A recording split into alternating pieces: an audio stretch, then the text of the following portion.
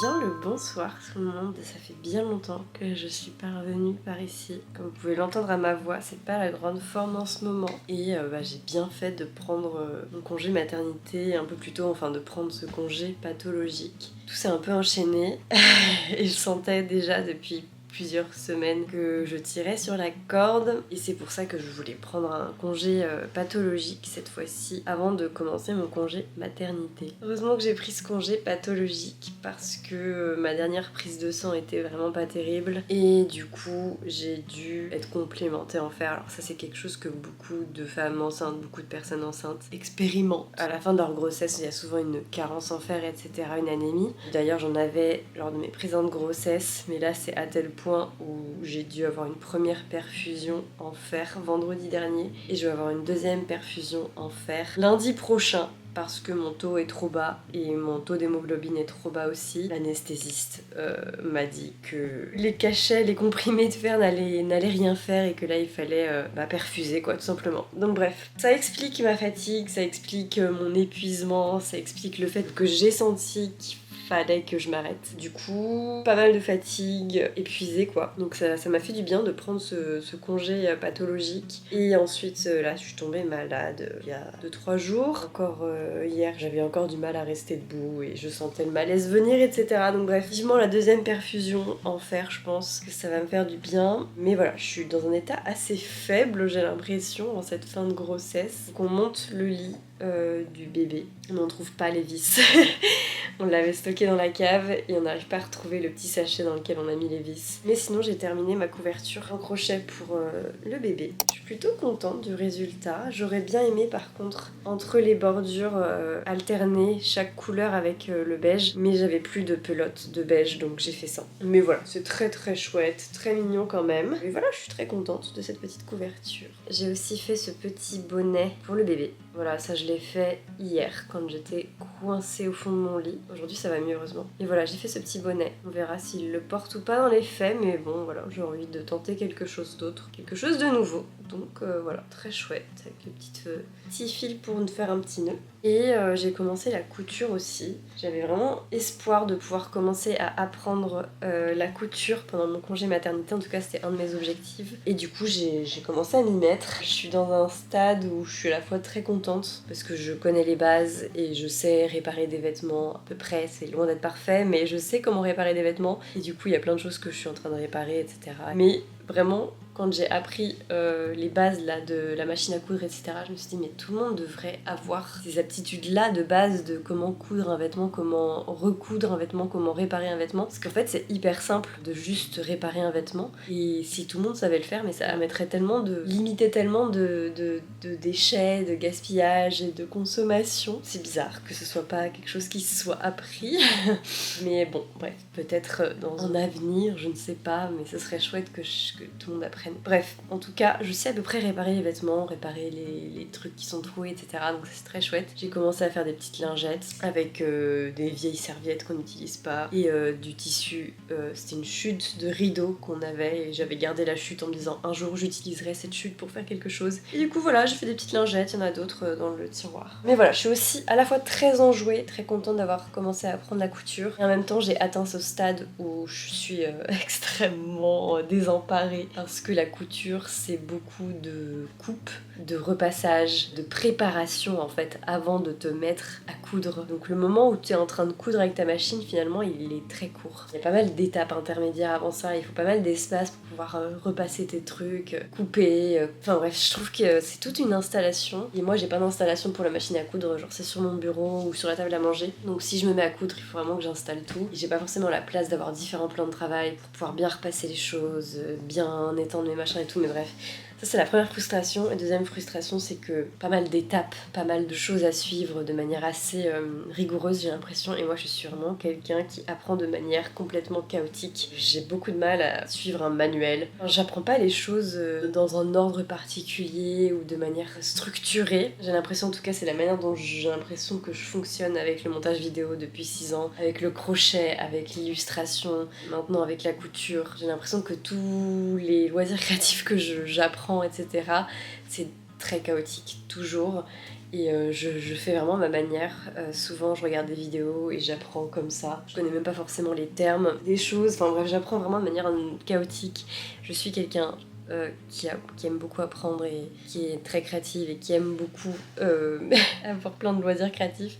Mais par contre c'est très chaotique et c'est un gros bazar la manière dont je fais tout ça. Donc je sais pas si j'arriverai un jour à suivre des guides pour faire un pantalon, pour faire un t-shirt, pour faire telle ou telle chose, parce que j'ai l'impression qu'il faut être assez rigoureux. Mon rêve ce serait aussi de faire des courtes pointes et des patchwork en quilt. Je sais pas trop, je crois qu'en français on en dit courte pointe, mais j'ai l'impression que ça demande pas mal de rigueur et de calcul et ça prend du temps la couture et je sais pas si un jour j'y arriverai. Je pense que j'y arriverai, je me dis là j'ai 26 ans. Si je commence à me mettre à la couture aujourd'hui, je pense que si est-ce que je sois plus âgée, peut-être que je maîtriserai tout ça et que je ferai des trucs cool. Mais en tout cas j'aime beaucoup, juste il va falloir que je prenne mon temps et que j'apprenne au fur et à mesure que le temps passe. J'ai aussi fait un accroche tétine, c'était très simple. Pour le moment je me tiens à des choses très très simples. J'ai fait un coussin, une couverture de coussin, bon c'est pas parfait mais c'est cool. Enfin bref, voilà les petites nouvelles. Et moi et ma tête de malade actuellement qui vient vous parler. J'avais envie de vous donner des nouvelles et j'avais envie de reprendre des vidéos aussi. Je pense que ces derniers temps j'ai aussi été happée un peu... Enfin je vais pas trop sur les réseaux mais quand j'y vais j'ai l'impression qu'en fait j'ai pas ma place dans le sens où j'ai l'impression que genre mon appartement il est pas assez esthétique pour le filmer ou pour pouvoir faire des vidéos. C'est quelque chose que j'ai ressenti plusieurs fois mais c'est vrai que ces temps-ci je le ressens pas mal. Je me dis bah non, mes murs ils sont tout blancs, mon appart il est... Enfin moi j'aime beaucoup mon appartement mais il est pas parfait et c'est loin d'être terminé. Enfin, c'est pas comme les appartements et les maisons qu'on voit sur les réseaux sociaux où tout est magnifique et genre du coup je tombe dans ce piège où je me dis mais en fait c'est pas du tout assez esthétique pour être filmé et c'est une erreur de penser ça mais c'est le genre de truc que je peux être amenée à ressentir ces derniers temps qui fait que je prends pas forcément la caméra non plus, mis à part le fait que je me sois sentie vraiment comme un gros caca ces derniers temps. Mais bref, il est temps que je reprenne la caméra, j'ai très envie et il faut que j'arrête de me dire ce genre de choses même si c'est pas toujours évident. Voilà, je vais continuer de faire mon petit bout de chemin sur YouTube à ma manière et puis c'est tout. Écoutez, je suis contente de reprendre la caméra ce soir et on va voir ce que ce vlog va donner.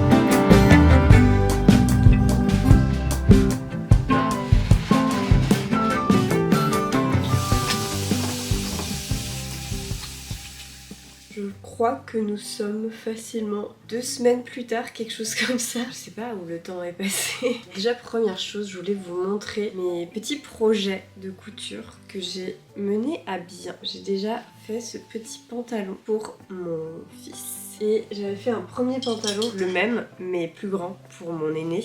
Donc ça c'est ma première version, première tentative de pantalon que j'ai faite et à ce moment là j'étais vraiment dans le processus de me dire est-ce que ça va fonctionner ce projet, est-ce que je vais y arriver. Donc je me suis pas particulièrement appliquée et à ce moment là je découvrais aussi le tutoriel, donc il y a pas mal de petites erreurs et de petits trucs à améliorer sur ce premier pantalon et du coup j'en ai fait un deuxième pour mon autre fils et celui-là est vraiment parfait en termes de taille, en termes de finition, il est nickel. Je suis trop contente du résultat.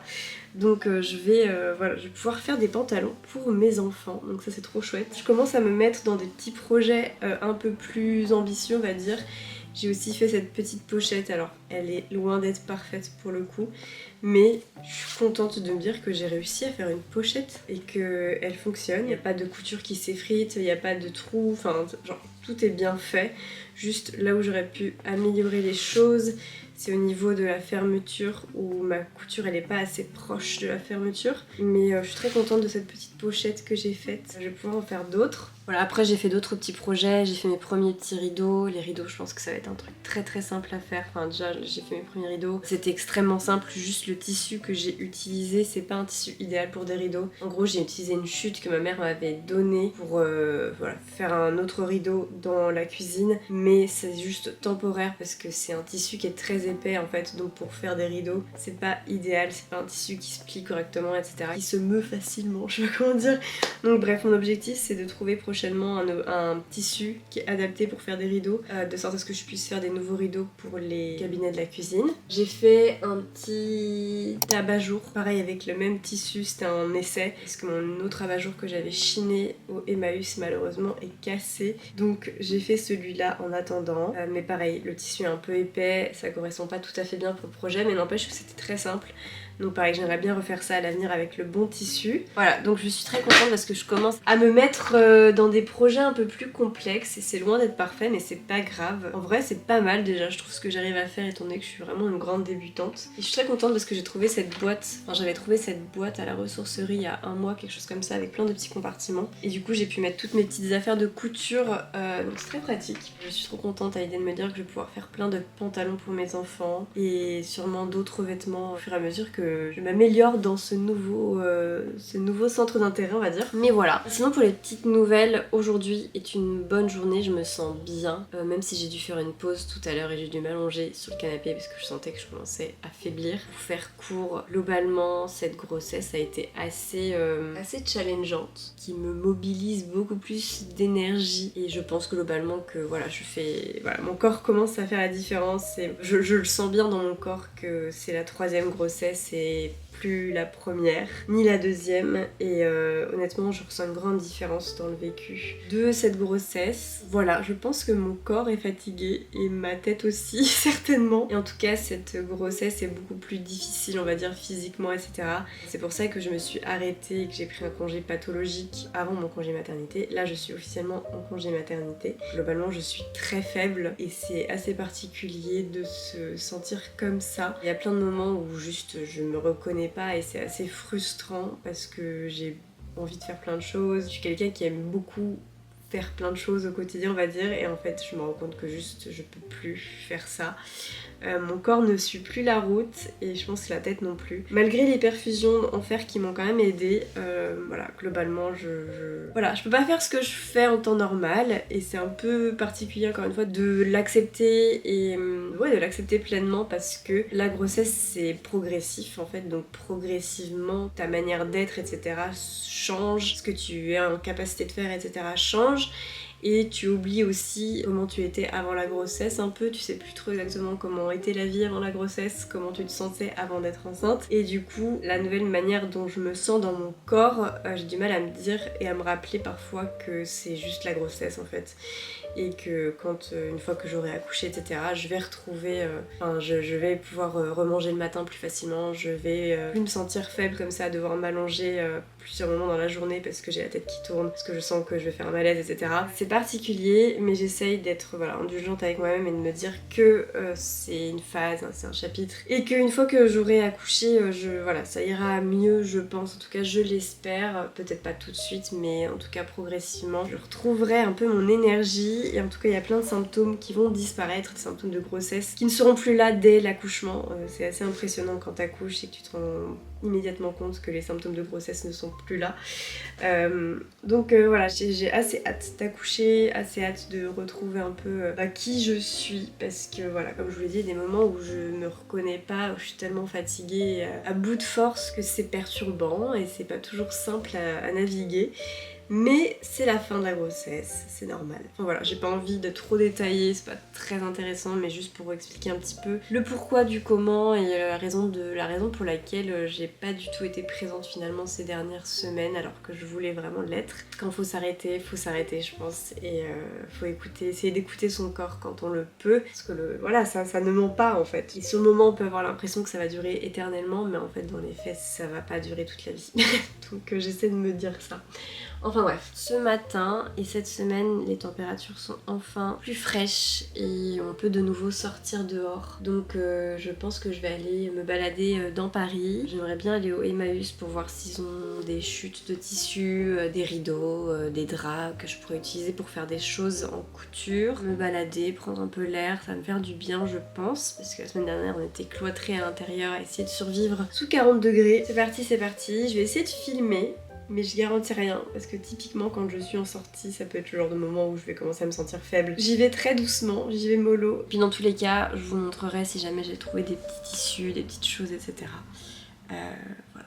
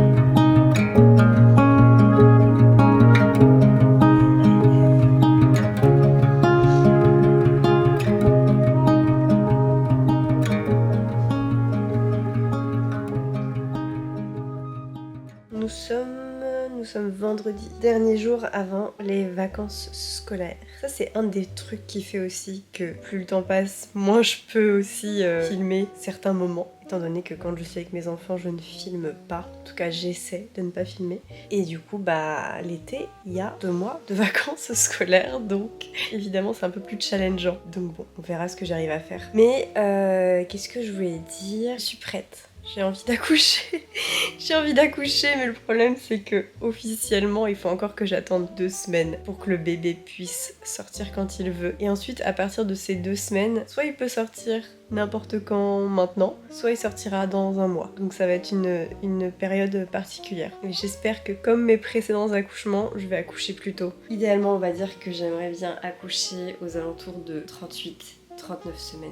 Enfin bref, on verra bien. Croise les doigts pour que ce soit ce mois-ci. On a sorti toutes les affaires de bébé pour la première année de vie. On avait stocké dans la cave, en fait on a tout gardé de nos précédents vêtements qu'on a utilisés pour nos 2 fils. Donc là on commence à tout laver, tout plier, et ensuite il va falloir tout trier, stocker et préparer. Il va falloir que je prépare la valise de maternité aussi, mais j'ai trop hâte. Trop hâte de ne plus avoir ces symptômes de grossesse. C'est trop hâte de rencontrer ce bébé et de vivre l'accouchement, même si je me rappelle plutôt bien de ce que c'était, étant donné que ça fait pas si longtemps que ça que j'ai accouché. Donc je me rappelle bien des contractions, je me rappelle bien de ce que ça donne sans péridurale, jusqu'à l'expulsion du bébé, etc. C'est un truc de fou.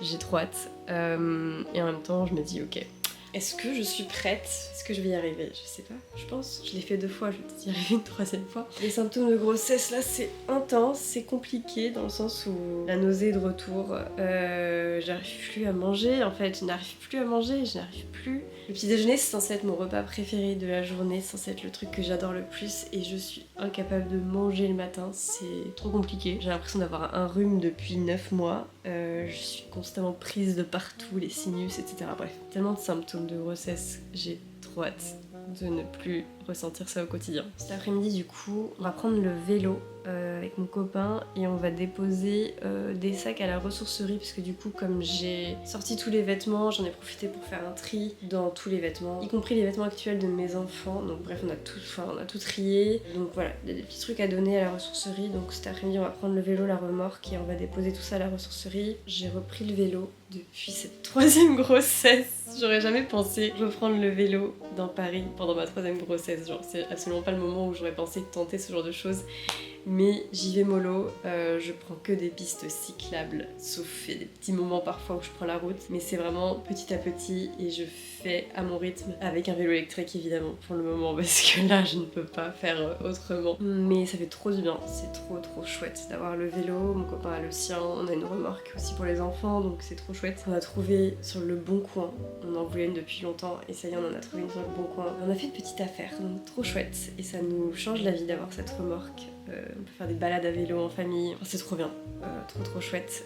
Donc bref, on va faire ça cet après-midi. En fait là j'en suis à un stade avec mes cheveux où je me dis soit je les coupe, soit j'apprends à les coiffer et à faire des coiffures et à les styliser, ou alors je fais une coupe de cheveux, genre un wolf cut ou je sais pas quoi. Mais là je suis dans une période intermédiaire où je me dis soit je les coupe court comme c'est ma zone de confort, soit je persévère encore un peu et j'essaie d'apprivoiser ces cheveux longs. Parce que j'aime bien les cheveux longs quand même, mais juste il faut que j'apprenne à en faire quelque chose, parce que sinon je trouve que ça ressemble à rien. Les cheveux très fins et assez plats je trouve, donc quand ils sont longs, je sais pas, ça me va pas, enfin bref, je sais pas. Et mes sacs dedans juste derrière, mais c'est pas grave. Du coup, la dernière chose dont je voulais vous parler avant de clôturer cette vidéo, mon nouveau livre de coloriage qui est sorti au mois de juin. C'est un livre de coloriage, du coup, sur le thème de bonheur mignon. J'adore les 2 illustrations qui sont au dos, que j'ai colorisées, etc. Elles sont trop... Enfin, je trouve que ça rend super bien. Et comme vous avez pu le constater, ma maison d'édition a changé le format du livre. On est passé à un format carré. Je me suis trop amusée à faire toutes ces illustrations et à faire ce nouveau livre de coloriage. C'est vraiment trop chouette comme projet. Voilà, donc je suis trop contente d'avoir ce 2e livre en magasin et d'avoir pu travailler encore une fois sur ce projet avec ma maison d'édition que j'aime plus que tout au monde. Je suis trop reconnaissante, je leur suis trop reconnaissante de m'avoir fait confiance, de m'avoir proposé de travailler avec eux. Encore une fois, j'espère que voilà, à l'avenir on pourra de nouveau travailler ensemble sur d'autres projets super chouettes parce que moi je suis 100% pour. J'ai encore 2 projets qui vont sortir avec ma maison d'édition cette année. Il y a un de ces projets qui va sortir au mois de septembre, je pense, en tout cas pour la saison automnale. Donc j'ai trop hâte de pouvoir vous en parler. Et il y a un autre projet qui va sortir pour la saison hivernale et Noël. Donc trop hâte de vous montrer tout ça plus tard dans l'année. Sur ce, je vais vous laisser. J'espère que cette vidéo vous a plu, que ça vous a fait plaisir d'avoir des nouvelles, même si c'est pas forcément la meilleure phase pour moi, on va dire. J'ai trop hâte de pouvoir être de nouveau présente sur YouTube d'ici les prochains mois, de retrouver un rythme, etc. On va voir, parce que je vais quand même avoir un 3e enfant. Mais je sais que tout reviendra en temps voulu. Voilà, ça m'est arrivé d'avoir des pauses comme ça, typiquement pendant mes grossesses ou en congé maternité. Donc je m'inquiète pas plus que ça, même si ça me fait toujours très étrange. En tout cas, merci pour tout votre soutien. Bisous tout le monde, prenez bien soin de vous et à très vite.